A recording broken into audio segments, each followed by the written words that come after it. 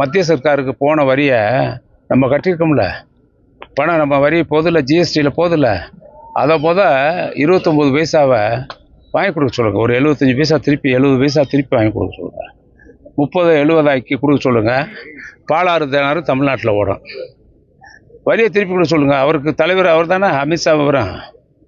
எல்லா மாநிலத்துக்கும் நம்மகிட்ட வரி வாங்கி மற்ற மாநிலத்துக்கு பிரித்து கொடுக்குறாங்க. ஏன்னா ஊரை விட்டு நெய்ய என் கையேன்னு சொன்ன கணக்காக இருக்குது. அதான் தமிழ்நாட்டுக்கு இன்றைக்கு துரோகம் செய்கிறது மத்திய அரசு, ஒன்றிய அரசு துரோகம் செய்கிறது. அதற்கு துணை போகிறார் எடப்பாடி அவர்கள். எப்படி அவர் கொடுப்பாரு? ஆட்சி வரப்போகிறதில்ல, எதிர்கட்சியாக கூட வராதுன்னு நினைக்கிறேன்.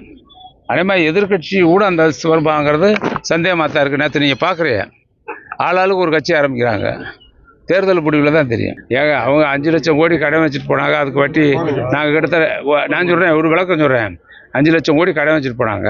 அதுக்கு நாங்கள் 32,000 35,000 கோடி வட்டி கட்டுறோமே, அதுக்கு பதில் சொல்லுங்கள் அவரை.